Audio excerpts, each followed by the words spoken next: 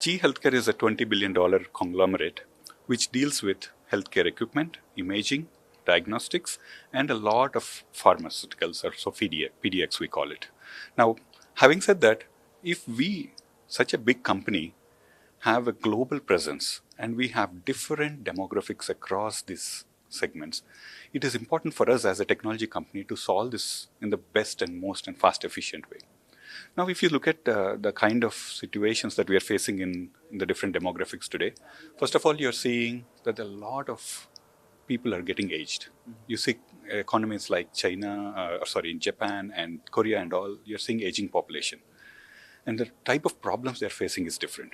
Second thing, we are facing one of the biggest thing is staff shortage. Like the nurses, the doctors. I've been traveling across the globe and we see that the shortage is really big. And then the third thing is, with all these things, our lifestyles are changing. And in different parts of the globe, the lifestyles are becoming different. We in Bangalore have moved from, you've seen over the years to a white-collar jobs with a lot of people sitting in offices, the kind of lifestyles, the kind of food we are eating, everything is changing. That means in healthcare, we have to innovate along with that change. Exactly. In that sense, what is the best way to do this faster is AI. Mm-hmm. The best and the fastest way to save lives and to create the best solutions for these people is AI, right? In that sense, GE Healthcare has been a pioneer in this, and we started a lot of new algorithms. The way, for example, I'll give you one example on the imaging world, how you take an image, look at it, and change the way how you diagnose based on the kind of predictions that you can hear from the best of the doctors over the world. How can you give that to the hands of even the third-rate countries or third-rate countries and the doctors there? Mm-hmm. So how you can bring all this technology together? We have like millions of products worldwide and used by different doctors in different ways. So we are, in the next 5 to 10 years, what we want to do is, we want to bring that efficiencies of care from across the globe to be a standard playing field for everybody to diagnose the case in a single way, right? That's one of the cases I can talk about. Right. And not easy.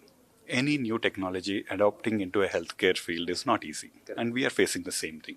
We have built world-class technologies on AI and are trying to adapt to hospitals. But there is a lot of skepticism or doubt in doctors' minds. You're giving me this technology. Is it being verified properly? Do you really see that this can help me in a proper way? I'm seeing a lot of that pushback into the hospitals, and it'll take some time. The more, I would say, the people who can use this faster will flourish. Mm-hmm. And that's as simple as it. People ask this question every time, will AI take away our jobs? I wouldn't say that. But people without AI will not exist. So we have to adopt AI, and those are the people who will flourish. All right? Yes, yeah. And the second piece I'll just talk to you.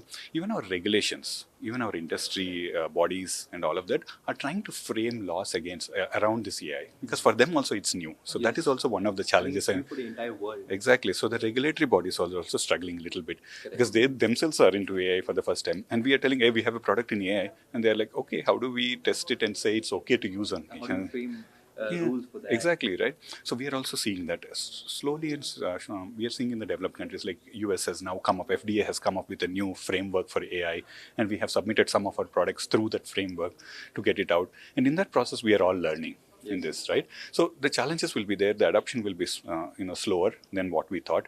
But we are creating that products, keeping it ready in such a way that we have to transform it as fast as possible, because, saving lives is what makes us, keeps us doing our job better. Exactly.